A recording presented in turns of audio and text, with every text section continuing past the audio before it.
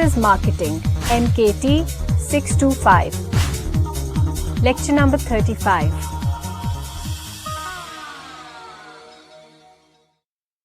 Assalamu alaikum Khawateen Hazrat. Wasim Hassan, your instructor for Services Marketing MKT 625, welcomes you to lecture number 35 at the Virtual University of Pakistan.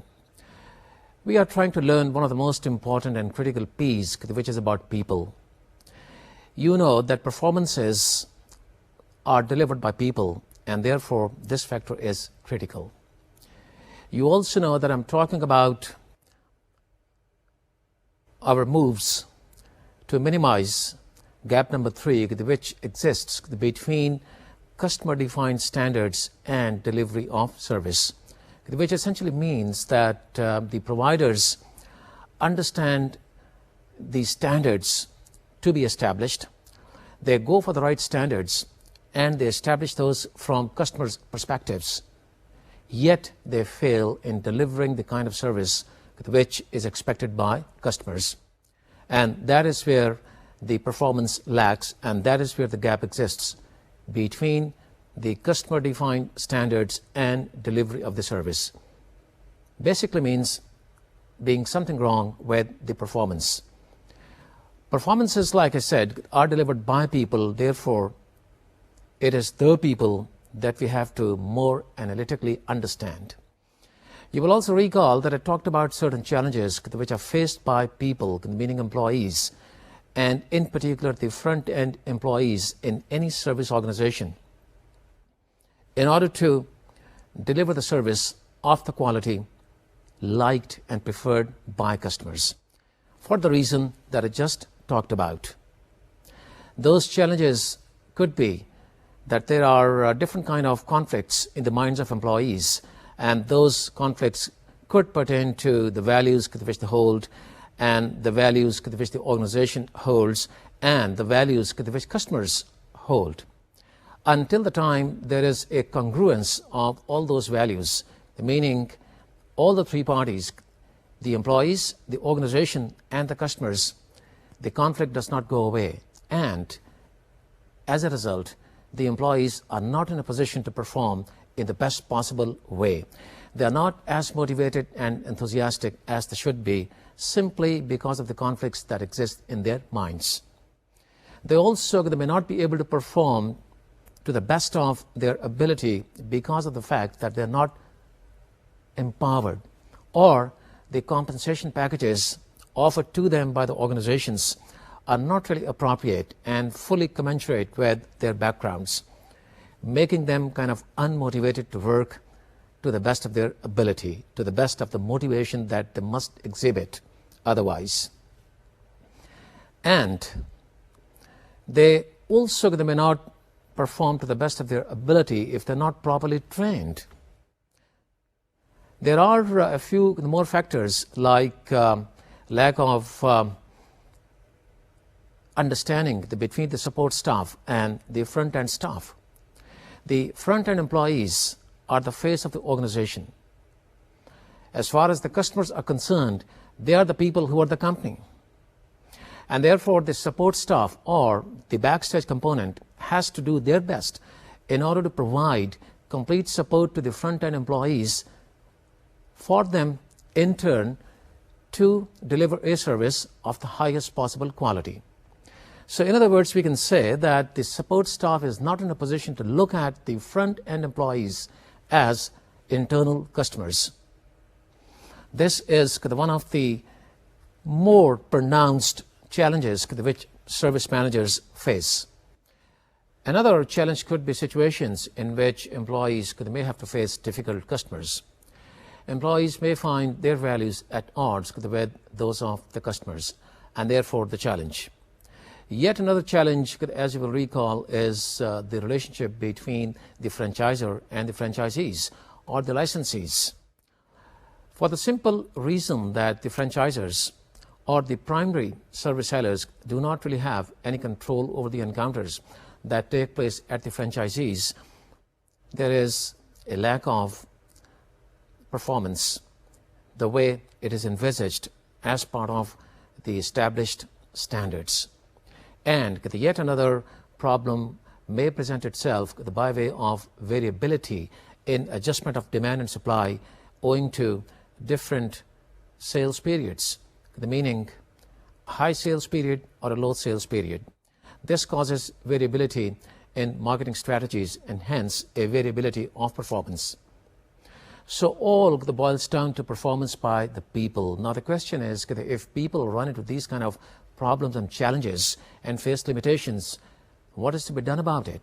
Who's the one who's going to meet these challenges, overcome these limitations, and set things right?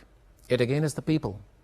So the people factor is the most critical, and it goes without saying that organizations have to go for people who are just about the right people for organizations, because they are the ones who deliver services and they are the ones who satisfy customers by giving a good performance, and therefore they've got to be taken very seriously. The fact is that customers look upon people, meaning employees, as the company, as the service, as the brand, and as the marketers. So in other words, the people are everything rolled into one when it comes to customers' perception. If that is the case, then we've got to understand more analytically the role of people. We all know that the basic objective of services marketing is to make promises and then keep those promises. Making these promises and keeping these promises could be understood more analytically with the help of what they call services triangle. Now let me take you to a graphical presentation which shows this services triangle in order to have complete clarity of the concept I'm talking about.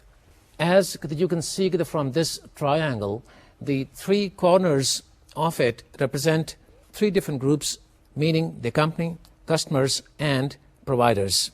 It is obvious what the company is, meaning the entity which is delivering the service, and we also know who the customers are, meaning all those people or entities that buy the service.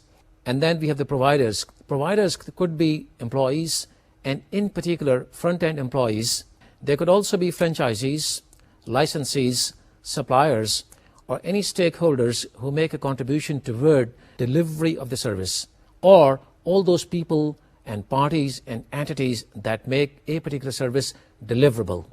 The fact is that these three groups, meaning the company, the customers, and the providers, are the ones that develop, promote, and deliver a service in a nutshell.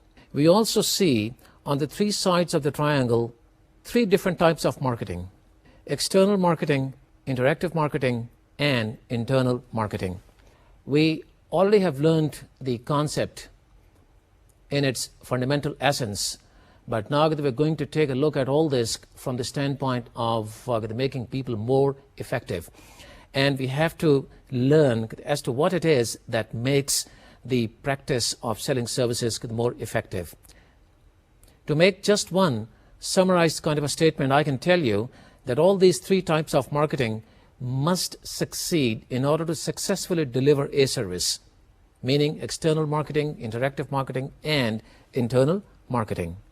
Let us talk about all these types of marketing and try to understand how they can affect the final outcome, meaning the performance of the service or the delivery of the service according to the standards which are envisaged by the company, so that there is no gap 3, or even if there is one, it is minimal, absolute minimal. So first of all, external marketing. We all know that it is an effort to communicate with the outer environment, basically making promises about what the service is and how it can satisfy customers' needs. And this is kind of a marketing to which the outer environment is pretty much familiar with. Whenever we talk about marketing, the fact is that external marketing is the type which flashes into everybody's mind. The communication that is initiated by the sellers in order to tell the marketplace and all the stakeholders what is it that is up for sale and how this service product is going to satisfy the needs of the customers. Another fact is that this type of marketing is just the beginning of the process, because the companies start talking with the marketplace about the existence of the product and the features of the service product, any the points of differentiation which the service product carries, so that they can actuate people toward undertaking a trial of the service. The basic objective is to push the customer toward the service scape, because where we have all those environmental dimensions that will elicit the right kind of responses for the customers to buy the service. So this is what external marketing can do and has the potential to do. But like I said, it is just the beginning of the process. The next side is interactive marketing. And we also know that interactive marketing is the coordinative effort among different departments of the company, suppliers, and all those parties who contribute toward making the service deliverable. Therefore, it is at this stage of marketing where promises are either kept or broken. The possible outcomes, positive or negative, owe to the involvement of suppliers, subcontractors, licensees, and franchisees, etc. I think it goes without saying that because of the involvement of all these parties, the process becomes a little complex. Everybody has to make their contribution and input toward the delivery of the service. So wherever there is a loophole or a missing link, the whole effort can become kind of lopsided, and therefore may keep the company from achieving the desired results. The meaning might prevent the company from delivering the outcome which is part of the company's goals. Let us now talk about internal marketing. Well, this is something which provides an enabling environment in which people develop their willingness and ability to deliver. This happens because of first hiring the right people, training them, and keeping them motivated about fulfillment of company goals. It really is a composite effort in which the three groups must get the support through a collective marketing mechanism. The mechanism must be well aligned to work effectively. If it is lopsided, like I said earlier, the triangle gets disturbed and hence poor results. So whatever is promised by external marketing is to be delivered by providers as enablers. And knowing that they are the people from within the company, they have to be able to deliver the service by getting support from all the parties concerned, meaning all the entities like suppliers, franchisees, licensees, so on and so forth. And it goes without saying that the departments within the company come first.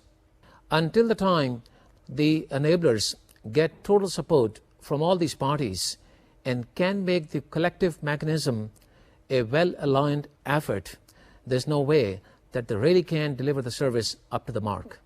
And if that is the case, then these people have got to be the best people and the people who are motivated and satisfied. Until the time these people are motivated and satisfied, there's no way that they really can deliver a service of high quality. So the next lesson from this triangle is that the enablers have to be highly motivated people who are satisfied employees. Now, the question is how to get these satisfied employees so that they can deliver the service that the company wants delivered.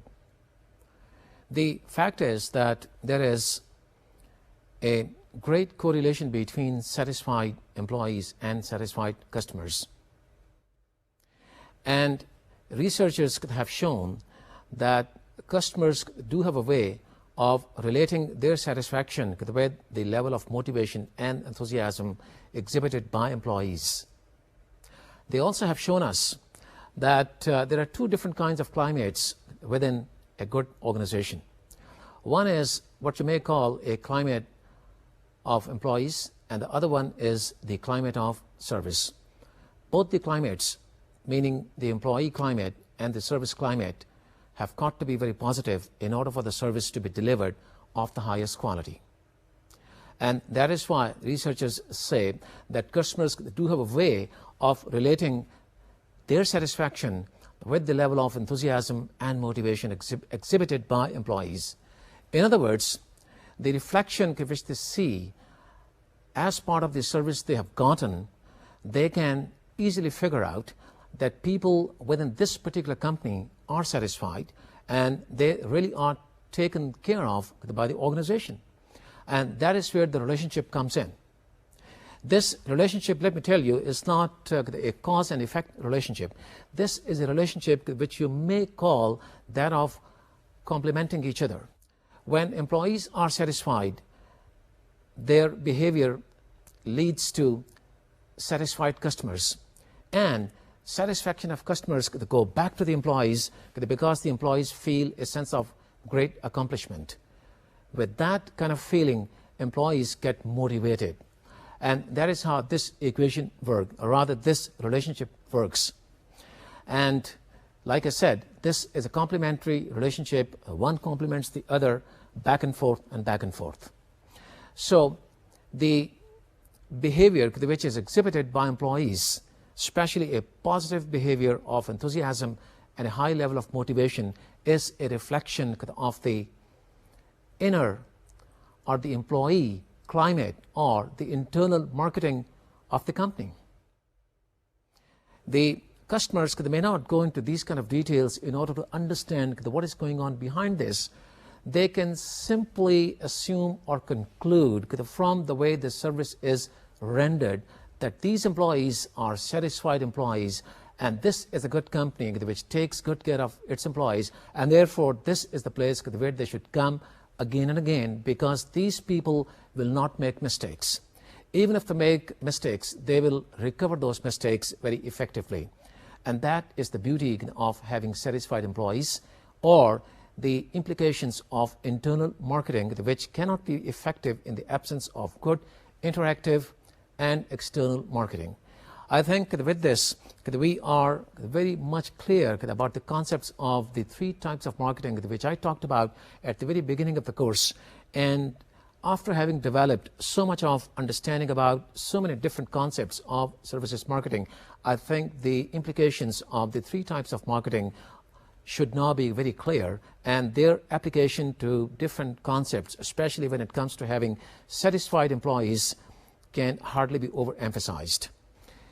A very important conclusion can be drawn from this concept, and that is that internally satisfied employees lead to satisfied customers, who lead to retained customers. That in turn gets translated into a high level of profitability. So we can see that the concept gets translated into a value chain of high commercial interest. Not only that, it also becomes the culture of the organization, which really helps the organization to minimize gap number 3. And we also know that satisfied employees can easily outperform employees of the competition. And this should be the goal of every good organization, meaning having employees who are satisfied and can create satisfied customers and add to the profitability of the company. But in order to have those satisfied employees, the company also has to do something about it. And that is what we have learned so far. These employees, who are the front-end employees, or the enablers, or the providers, must get total support of all the parties involved. And until the time they have the support of external as well as interactive marketing, they cannot be effective, and hence they cannot be satisfied. And once they are satisfied, they lead to the things that I've just talked about. We can also say that satisfied employees do have a bearing on all the 5 dimensions of quality, meaning reliability, responsiveness, assurance, empathy, and physical evidence. How is it that satisfied employees can control all the 5 dimensions and make their customers satisfied? Let us take a look at that one by one. Well, it is totally within the control of employees to be reliable. Whatever the type of service they are handling and managing, they are the ones who have to demonstrate the ability to be reliable. And it is by the actions they take that they really can demonstrate that quality of reliability. Let's talk about different types of services that they deal with. If they are a part of a remote setup, then they've got to be in a position to invoke all the relevant information from the automated internal processes in order to answer all the questions that the calling customers may have. And therefore, they really have a tremendous opportunity to satisfy customers by being reliable. They are reliable not only by providing first-hand information to the calling parties, they also can be very reliable in order to provide that information which is to be provided to disgruntled and complaining kind of a customer.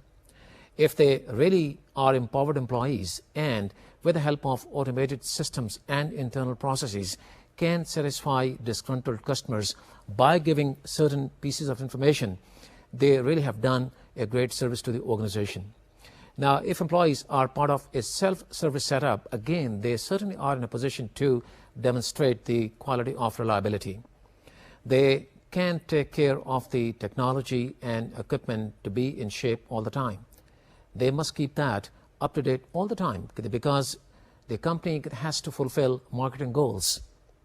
And in order to make things comfortable for your customers, you just cannot afford to have the machinery and equipment malfunction. Just think of an ATM going out of order. The kind of discomfort and dissatisfaction it will evoke on part of the customers can be imagined by all of us. And as service providers, knowing all the concepts that we have learned so far, we fully can appreciate the meaning of that. Even if they are a part of an interpersonal setup, they really can demonstrate the behavior in a way which reflects reliability. Now, let's talk about the second dimension of quality, which is responsiveness. Again, it is within the control of employees to be responsive in a very prompt and spontaneous way. Because basically it is the willingness to help people. It is a feeling of helpfulness, a feeling of friendliness, a feeling of courtesy, so on and so forth. Same is the case with assurance. People working for any organization have got to be able to communicate with their customers in a way that they really can infuse trust and confidence into them. And they can do that only if they communicate very clearly. And they also listen very carefully to their customers. And also they have to be knowledgeable about the job they are handling. Only on the basis of the knowledge they have of the job, they will have the confidence to talk very freely and very convincingly with the customers. And only then will they be in a position to infuse the kind of trust and confidence which customers look for. And once they have infused that kind of confidence, they must be rated as highly competent people who are competent on all dimensions. Same is the case with empathy. People who have the ability to identify with the thoughts, feelings, and problems and issues of their customers reflect empathy. And therefore, it is again within the control of employees. It is them who have to show all that. And it is very interesting to note that employees or people also have total control of the physical evidence. How? Well, by being neat and clean, by wearing good dresses and keeping the uniforms absolutely neat and clean and the facilities spick and span, they can exercise control over the physical evidence, thereby giving their customers a good feeling of comfort, a feeling that they are at the right place. Now, after talking about all these controls and satisfaction of employees and relating that with customer satisfaction and so on and so forth, it all sounds like that these people do not really have much of challenges and problems, or for that matter, limitations. The fact is, it is easier said than done. These people certainly have limitations and conflicts which may prevent them from being as effective as it may sound like, or as they are required to be. There are so many different factors which may prevent these people from delivering the service the way I'm talking about. And experts say that one of the great limitations that service people face is what they call emotional labor. Emotional labor is something that goes beyond the physical and mental skills of employees. Why?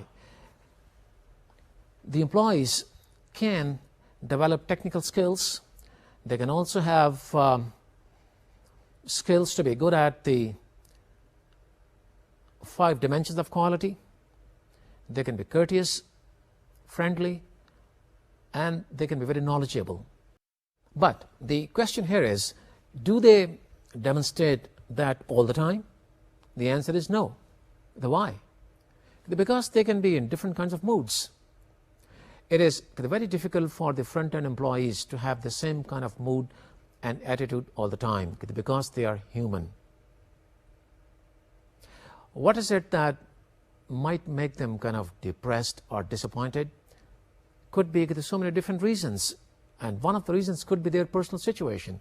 How would you expect an employee to be all smiles all the time if he's passing through distress on account of a tragedy within the family? If he's emotionally devastated because of that tragedy, he cannot be as effective as a front-end employee as he otherwise would be. The emotional labor dictates that he must suppress those feelings and put up a face of the organization.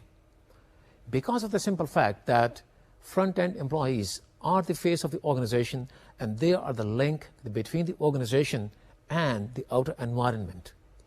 And like I said earlier, customers look upon these front-end employees as the company, as the service, as the brand, as the marketers, as everything.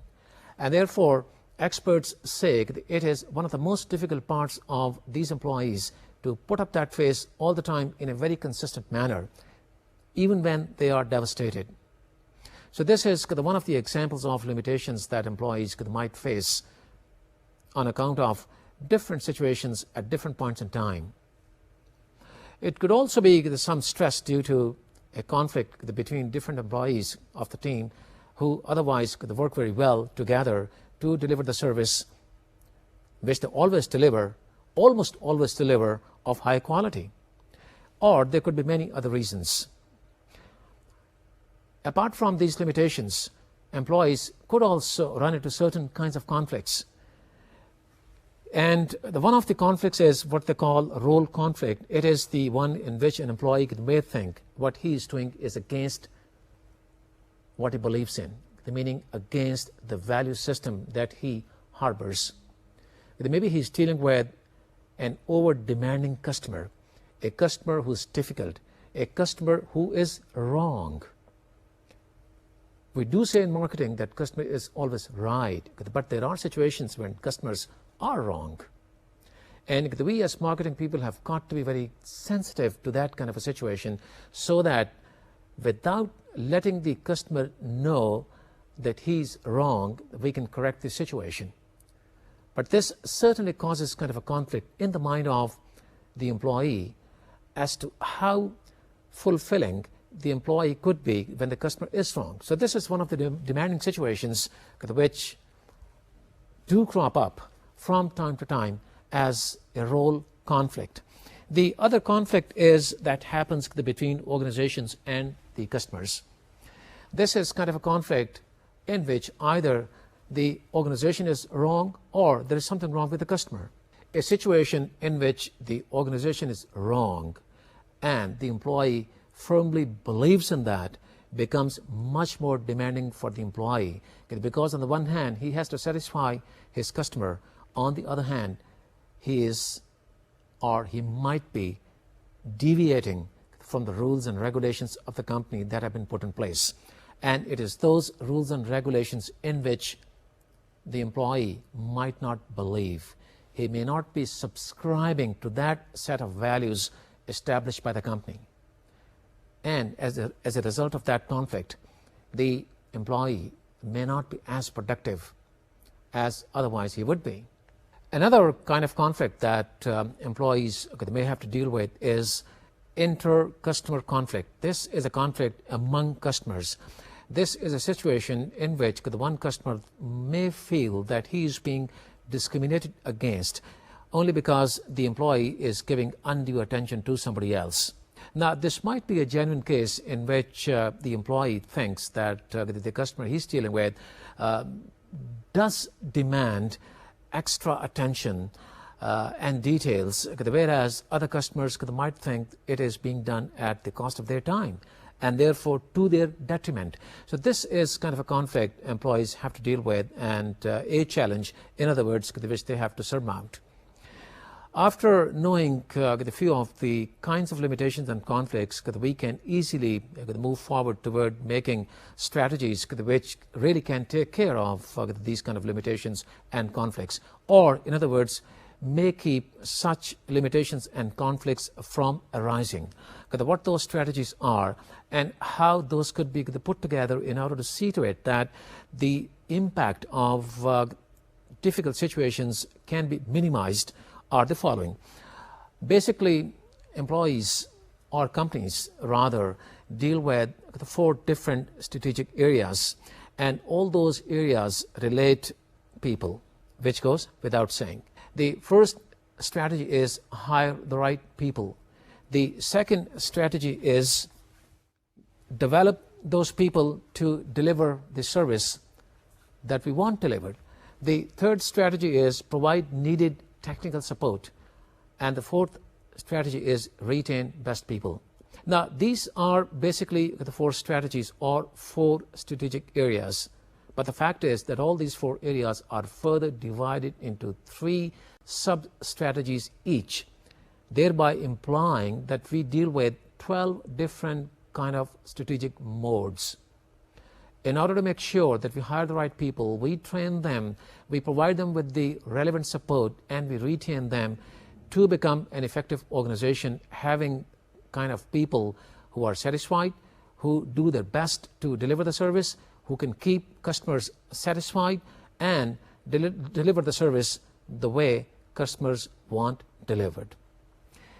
The 4 dimensions of the major strategic areas that I've just talked about are the part of the internal marketing that I was talking about. And you know that internal marketing is developing the right abilities and the willingness to deliver the service with the support of other 2 types of marketing that are external marketing and interactive marketing. We therefore can have to develop people who are the most appropriate enablers to offer and deliver the service to our customers the way they want.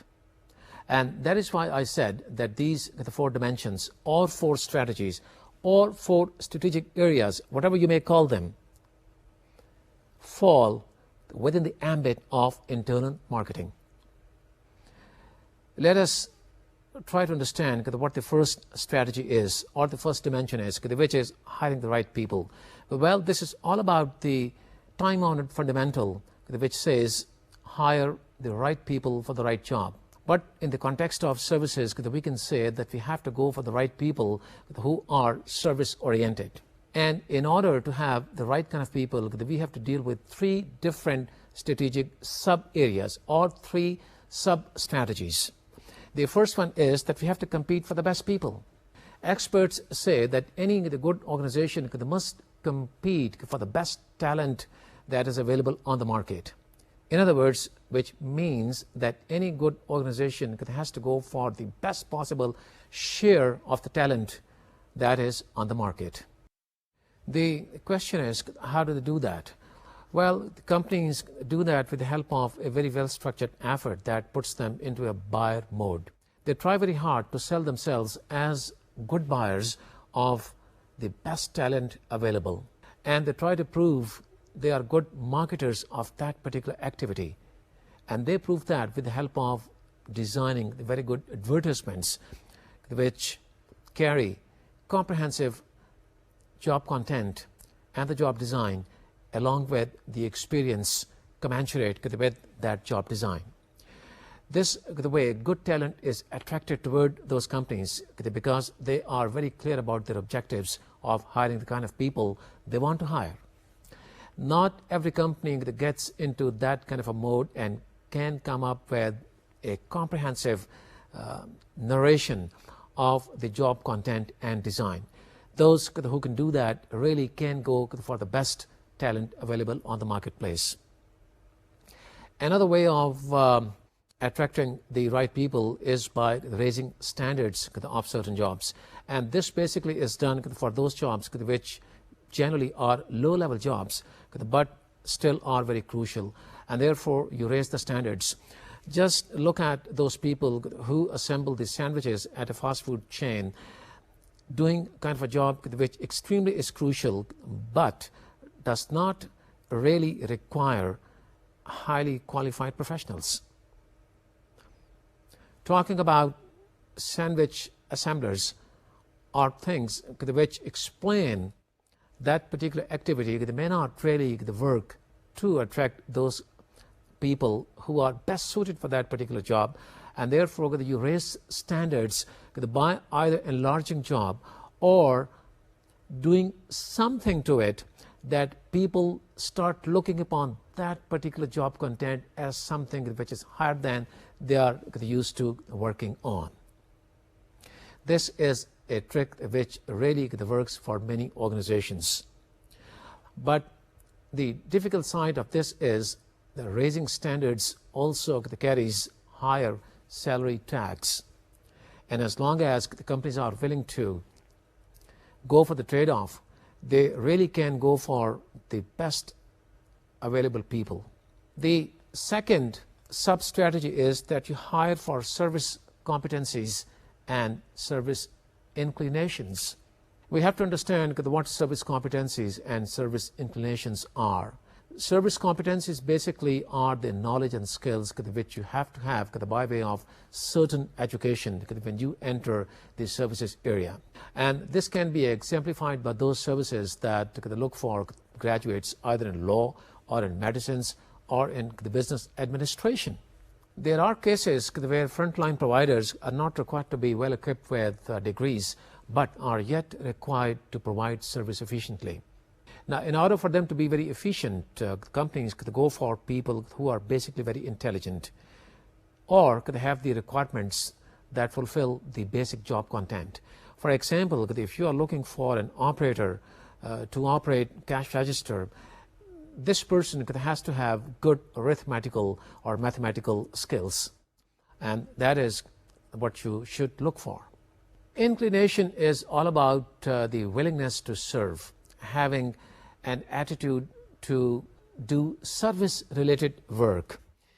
Flight attendants, whether the male or female, could be an example of the service inclination. And this is an orientation where people have to be assessed on dimensions of the friendship, courtesy, helpfulness, thoughtfulness, and sociability. Because until the time the people really are good at all these dimensions, there's no way that they can be inclined to serve well. Even if they have the degrees, or even if they have the basic intelligence and fall very well on the competencies, not having the right inclination to do a job in the service area is going to prevent those people from being very productive and efficient. So an ideal selection of candidates when you go for the right people is having people fall on the merits of both competencies and service inclination. The next area or the sub-strategy is which says be the preferred employer. Now, this is where you might have had questions so far. When I was talking about the right people, you might have been thinking about the responsibility on part of the employers, because they also are supposed to play a very important role in order to see to it that they have the reputation of attracting the best talent on the marketplace. It is not just confined to coming up with the right advertisements, which contain very comprehensive job designs and content, and talk about the experience and background of the candidates, meaning the right candidates. It also is the responsibility of the employers or the organizations to play their role, and they can play their role on a consistent basis to come up with the kind of reputation which is required by them to attract talent, meaning the right people.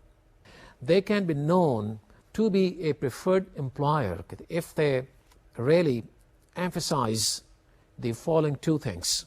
The first is that they must improve the human capital through training programs and career advancement opportunities.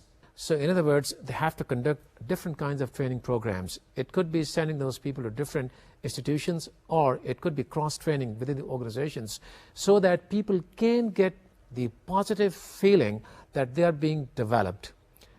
And at the same time, they have to prove it to those people that they are being developed, not just to deliver the service in the most productive and efficient way, but also for advancement within the organization. When people have that feeling and they know that the company is concerned about their promotion, they work extremely efficiently. And this is how that employer becomes a preferred employer. Another area of emphasis by these employers is incentives on performance and length of service. They offer very good incentives if you perform well, and if you have completed a certain length of service, you may be offered some extraordinary rewards for that service, like stock options. With the understanding of the three sub-strategies, we are done with the overall strategic area, which is about hiring the right people. And this takes us into the next one, which is about developing people to deliver service quality. Even if we have hired the right people who have the right competencies and have the inclination to deliver the service quality, we still need to develop those people, further train them in order to capitalize on the human assets that we have at our disposal. It goes without saying that not everybody walks into any company or organization with complete employable skills. There are certain skills which have to be developed on the job, and that is why organizations pay such a lot of attention and spend huge investments into training people so that they can work toward fulfillment of the organizational goals. What these three sub-strategies are, let us talk about those one by one. The first one happens to be to develop technical and interactive skills.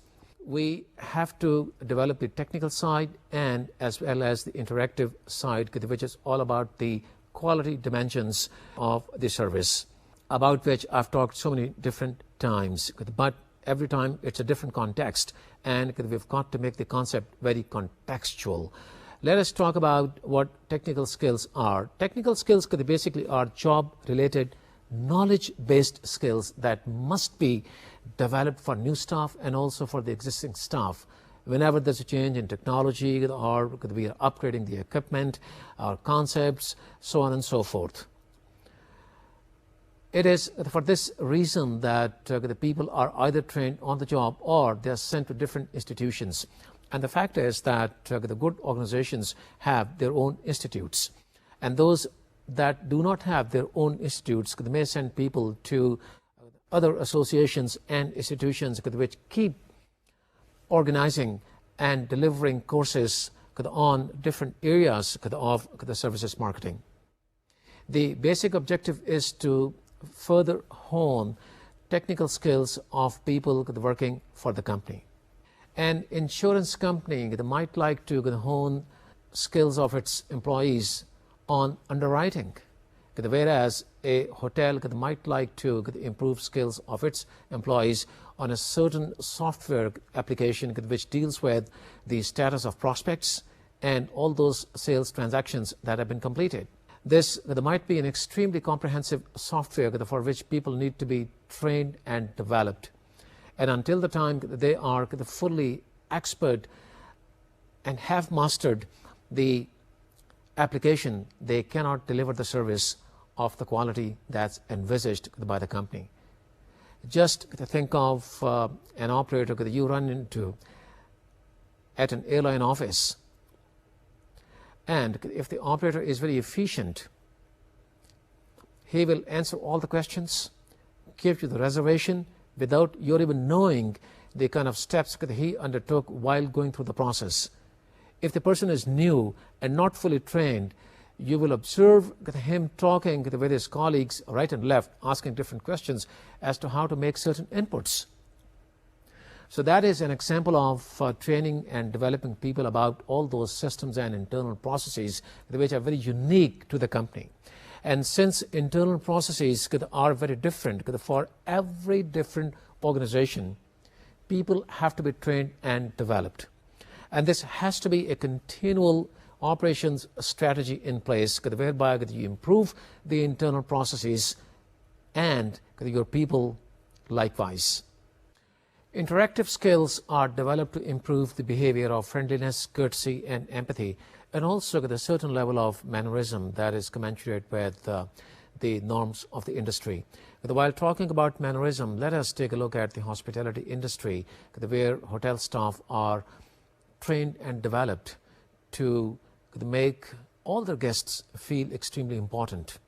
It is not just the mannerism which is elevated on part of the employees. They also need to be cross-trained so that they can take a very analytical look at the strategies in other areas.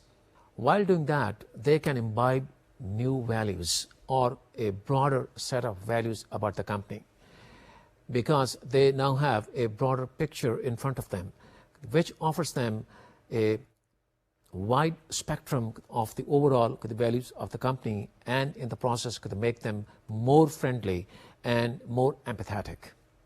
That basically is the objective of improving the interactive skills of employees. The second strategy, meaning the sub-strategy as part of this dimension, is to empower employees. Empowerment is something very positive, and I've talked about that in relation to job enrichment, you will recall.